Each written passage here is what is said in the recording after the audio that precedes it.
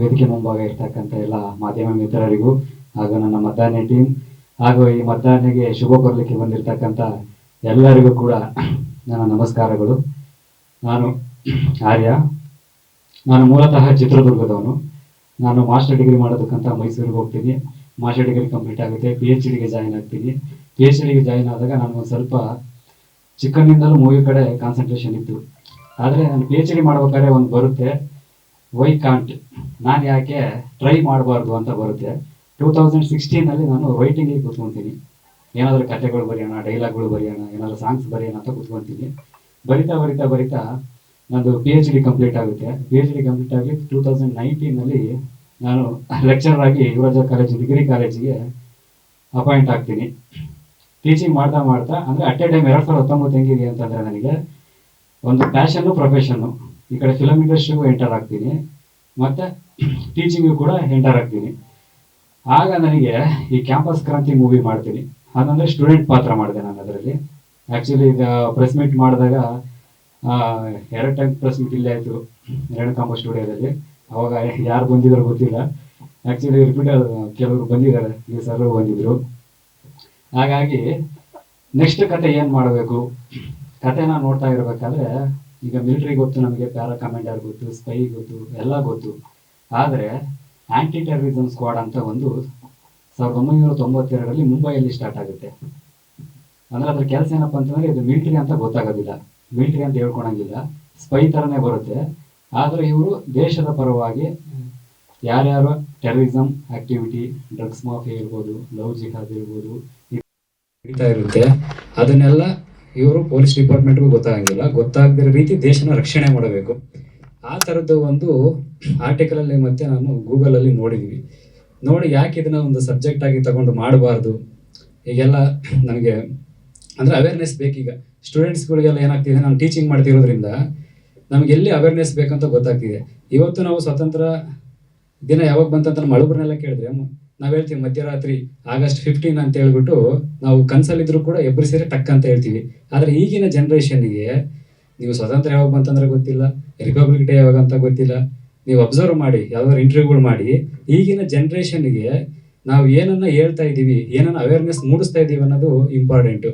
ಯಾಕಂದರೆ ನಾನೊಂದು ಇಂಟರ್ವ್ಯೂ ನೋಡ್ತಾ ಇದ್ದೆ ಒಂದು, ಅಂದರೆ ದ ಸ್ಪ್ಯಾನ್ ಆಫ್ 1992 ಇಂದ 1997ವರೆಗೂ, ಅಂದರೆ ಸ್ವಾತಂತ್ರ್ಯ ಹೋರಾಟ ಯಾವಾಗ ಸ್ಟಾರ್ಟ್ ಆಗುತ್ತೆ, ಎಂಡಿಂಗ್ ಬರಬೇಕಾದ್ರೆ 1942ರಿಂದ 1947 ಈ ಟೈಮ್ ಆಫ್ ಪೀರಿಯಡಲ್ಲಿ ಕ್ವಿಟ್ ಇಂಡಿಯಾ ಚಳವಳಿ ಅಂತ ಸ್ಟಾರ್ಟ್ ಆಗುತ್ತೆ. ಈ ಕ್ವಿಟ್ ಇಂಡಿಯಾ ಚಳವಳಿ ಸ್ಟಾರ್ಟ್ ಆದಮೇಲೆ ಏನಾಗುತ್ತೆ, ಭಾರತದವ್ರನ್ನ ಹೇಗಾದ್ರೂ ಮಾಡಿ ಕುಗ್ಗಿಸ್ಬೇಕಂತೇಳಿ ಬ್ರಿಟಿಷರು ಏನು ಮಾಡ್ತಾರೆ, ಯಾರ್ಯಾರು ಮುಂದಾಳತ್ವ ವಹಿಸ್ತಾರೋ ಅವನ್ನೆಲ್ಲ ನೇಣಿಗೆ ಹಾಕೋದಕ್ಕೆ ಸ್ಟಾರ್ಟ್ ಮಾಡಿಬಿಡ್ತಾರೆ. ಅಂದರೆ ಸಾವು ಅನ್ನೋದು ಮುಂದೆ ಬಂದಾಗ ಎದುರ್ತಾರೇನೋ ಅಂತೇಳಿ. ಆದರೆ ಯಾರಿಗೂ ಇದು ಅಂದಾಜಿಲ್ಲ. ಅಂದರೆ ಬ್ರಿಟಿಷ್ ಗೌರ್ಮೆಂಟ್ ಏನು ಮಾಡಿದೆ, ಅದನ್ನು ಲಿಖಿತ ರೂಪದಲ್ಲಿ ಇಟ್ಕೊಂಡಿದೆ, ಅಂದರೆ ಒಂದು ಡಾಕ್ಯುಮೆಂಟ್ರಿಯಾಗಿ ಇಟ್ಕೊಂಡಿದೆ. ಅಂದರೆ ಎಷ್ಟು ಜನನ ನಾವು ನೇಣಿಗೆ ಹಾಕಿದ್ವಿ, ಎಷ್ಟು ಜನನ ಸಾಯಿಸಿದ್ವಿ ಅಂತೇಳಿ.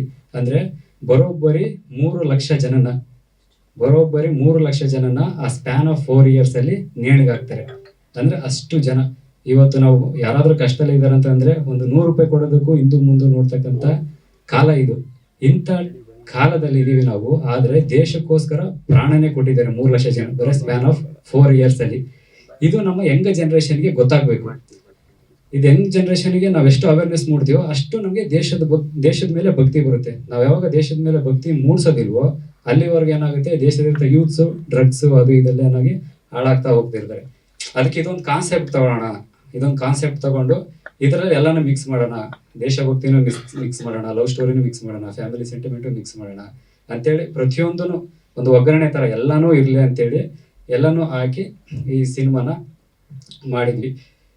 ಹಾಗಾಗಿ ನಾನು ಅದೇ ಮಾಧ್ಯಮದವ್ರಿಗೆ ಕೇಳೋದೇನಪ್ಪ ಅಂತಂದರೆ, ನೀವು ನಮಗೆ ಅಂದರೆ ಇದ್ರ ಥರ, ಅಂದರೆ ತಂದೆ ತಾಯಿ ಸಮಾನ. ಯಾಕಪ್ಪ ಅಂತಂದರೆ ನೀವು ಮಕ್ಕಳನ್ನ ಹೇಗೆ ಬೆಳೆಸ್ತೀವಿ, ನಾವು ತಂದೆ ತಾಯಿ ಮಕ್ಕಳನ್ನ ಹೇಗೆ ಬೆಳೆಸ್ತಾರೋ ಹಾಗೆ ಯಾರೇ ಒಬ್ಬರು ಕಲಾವಿದರನ್ನ ಬೆಳೆಸೋದೇ ಮೀಡಿಯಾ. ಹಾಗಾಗಿ ಮೀಡಿಯಾದವ್ರು ಆದಷ್ಟು ನಮ್ಮನ್ನು ಪ್ರಮೋಟ್ ಮಾಡಿ, ಆದಷ್ಟು ಜನ ಥಿಯೇಟ್ರಿಗೆ ಬಂದು ನೋಡಿದಷ್ಟು ನಮಗೆ ಏನಪ್ಪ ಅಂತಂದರೆ, ಈಗ ಏನಾಗ್ತಿದೆ, ಎಲ್ಲ OTT ಈ ಪ್ಲಾಟ್ಫಾರ್ಮ್ನೆಲ್ಲ ಮೂವಿನ ನೋಡೋದಕ್ಕೆ ಸ್ಟಾರ್ಟ್ ಮಾಡ್ತಾ ಇದ್ದಾರೆ. ಹಾಗಾಗಿ ಥಿಯೇಟ್ರ್ ಕಡೆ ಯಾರೂ ಬರ್ತಾ ಇಲ್ಲ, ಥಿಯೇಟ್ರ್ ಉಳಿಯೋ ಕಡೆ ಯಾರನ್ನು ಕೂಡ ಗಮನ ಕೊಡ್ತಾ ಇಲ್ಲ. ನಮ್ಮ ಹೊಸಬರಿಗೆ ಎಷ್ಟು ಕಷ್ಟ ಆಗ್ತಾ ಇದೆ ಅಂತಂದರೆ, ಒಂದೊಂದು ಥಿಯೇಟ್ರ್ ನಾವು ಕೇಳಕ್ಕೆ ಹೋಗ್ತೀವಿ ಅಂತಂದ್ರೆ ವಾರಕ್ಕೆ 3 ಲಕ್ಷ 4 ಲಕ್ಷ ರೆಂಟ್ ಕೇಳ್ತಾ ಇದ್ದಾರೆ. ಅಂದರೆ ನಾವು ಮೂವಿನೇ ಏನೋ ಒಂದು 2016 ನನಗೊಂದು ಕನಸು, ಒಂದು ಚಿಗುರು ಹೊಡಿತು. ಅಂದರೆ ನಾನು ಹೀರೋ ಆಗಬೇಕು ಅಂತ. ಆದರೆ ನನಗೆ ಕನಸು ಚಿಗುರು ಹೊಡೆದಾಗ ನಾನು ಒಬ್ಬನೇ ಇದ್ದೆ. ಬಟ್ ಇವತ್ತು ನಮ್ಮ ಟೀಮ್ ಇದೆ. ಅಂದರೆ ನನ್ನ ಕನಸಿಗೆ ನೀರು ಇರೋದಕ್ಕೆ ಇವತ್ತು ನನ್ನ ಹತ್ರ ಒಂದು ಟೀಮ್ ಇದೆ. ಈಗ ನಾವು ಅದನ್ನು ಮುಂದೆ ಬರಬೇಕು, ನಮ್ಮ ಟ್ಯಾಲೆಂಟ್ ಏನಾದರೂ ಮುಂದೆ ಇಡಬೇಕಂದ್ರೆ ಎಲ್ಲದೂ ಕೂಡ ಮನಿ ಮ್ಯಾಟರ್ ಆಗುತ್ತೆ. ಫೈನಾನ್ಷಿಯಲ್ ತುಂಬ ಮ್ಯಾಟರ್ ಆಗುತ್ತೆ. ನಮ್ಗೆ ಎಷ್ಟೇ ಟ್ಯಾಲೆಂಟ್ ಇದ್ದು ಏನೇ ಇದ್ದರೂ ಕೂಡ ನಮಗೆ ಮನಿ ಅಂತಕ್ಕಂಥದ್ದು ತುಂಬ ಮ್ಯಾಟರ್ ಆಗುತ್ತೆ.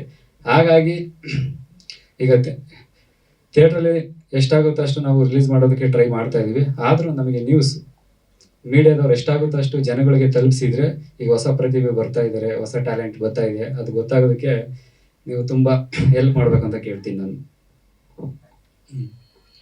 ಡಿಒಪಿ ನಾಗಭೂಷಣ್ ಪೂಜಾರ್ ಮತ್ತು ಇಲ್ಲಿ ಅವರು